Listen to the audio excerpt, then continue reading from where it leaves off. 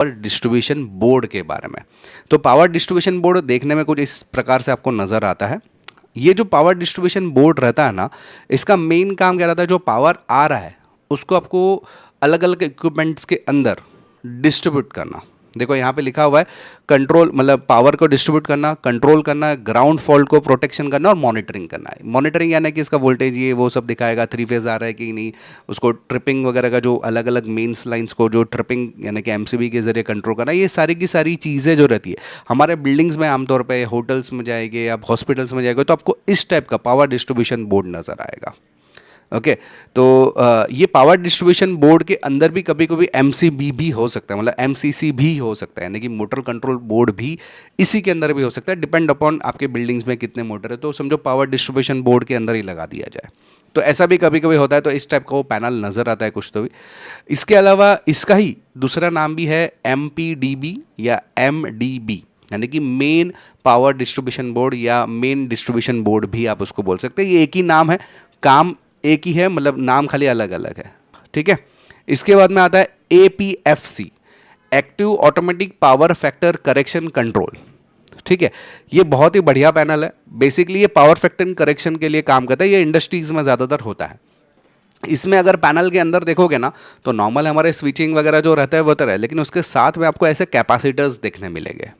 Okay इसका काम है आपका जो पावर फैक्टर करेक्शन करना, तो जिससे पावर लॉस कम हो जाए, मैक्सिमम हम लोग यूटिलाइज कर सकते हैं जो हमारे पावर का, और रिएक्टिव पावर कम करके अपेरेंट पावर को मतलब हम लोग इंक्रीज करें, मतलब रिएक्टिव पावर को कम करें, अपेरेंट पावर बढ़ा दे। तो पावर फैक्टर जो पावर के जो लॉसेस होते हैं हमारे फैक्ट्रीज में या इंडस्ट्रीज में, उसको कम करने का काम ये करता है एपीएफसी, ठीक है। ये पावर फैक्टर करेक्शन करने का काम करता है। तो पैनल कुछ इस तरीके से अंदर से आपको नजर आएगा। इसके बाद आता है डीजी या एएमएफ पैनल, यानी कि डीजल जनरेटर पैनल आ गया, या ऑटोमेटिक मेंस फेलियर पैनल आ गया, या डीजल सिंक्रोनाइजेशन पैनल आ गया। इस टाइप के जो पैनल्स आते हैं, या अभी डीजी पैनल आपको कुछ इस प्रकार से नजर आएगा। सिंपल डीजी पैनल है, डीजी का लाइन है, उसको कंट्रोल यहाँ से किया जाए। इसके अलावा अगर एएमएफ की बात करें, ऑटोमेटिक मेंस फेलियर, यानी कि अगर समझो यहाँ पे मेंस है और यहाँ पे डीजी की लाइन है, दोनों में से जो भी लाइन में से एक ही लाइन में से आउटपुट आपको बाहर निकालना है, तो उस टाइप का कंट्रोलर एडी करता है। या डीजल सिंक्रोनाइजेशन भी कर सकता है, यानी 5-6 डीजल मतलब जनरेटर्स लगे हुए, उसमें से सिंक्रोनाइज, सब में से थोड़ा थोड़ा थोड़ा पावर सप्लाई करके सिंक्रोनाइज करके बाहर निकलना है। तो ये डीजी सिंक्रोनाइजेशन काम करता है। उसको और थोड़ा डिटेल में बताता हूँ। सबसे पहले एएमएफ के बारे में बताऊँ, यानी कि ऑटोमेटिक मेंस फेलियर जो है कुछ इस प्रकार से काम करता है। आप देख सकते हैं यहाँ पे हमारा ट्रांसफार्मर का सप्लाई आ रहा है और यहाँ पे हमारा डिजिटल डीजी का सप्लाई आ रहा है, ठीक है। तो एएमएफ पैनल क्या करेगा, जो आपको आउटपुट मिल रहा है ना, ये समझो आपका आउटपुट लोड है, ठीक है। तो अगर समझ लो यहाँ पे कुछ दिक्कत होगी तो ये एएमएफ क्या करेगा, डीजल जनरेटर का पावर सप्लाई चालू करके लोड को सप्लाई करेगा। तो ये एएमएफ पैनल रहता है। दोनों में से कोई भी एक चलेगा, पावर सप्लाई चलेगा या डीजल जनरेटर चलेगा, ठीक है।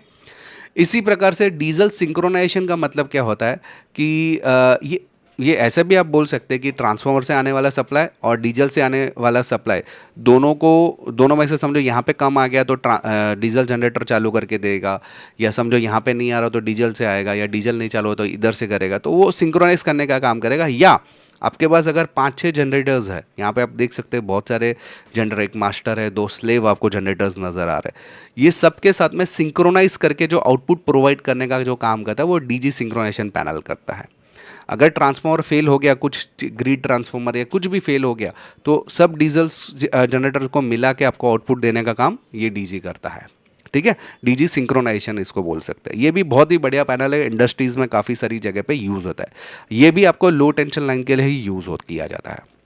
इसके अलावा कुछ पैनल्स की बात करो तो वीएफडी पैनल, यानी कि वेरिएबल फ्रीक्वेंसी ड्राइव पैनल, जो कि आपकी मोटर्स को कंट्रोल करने का काम करता है।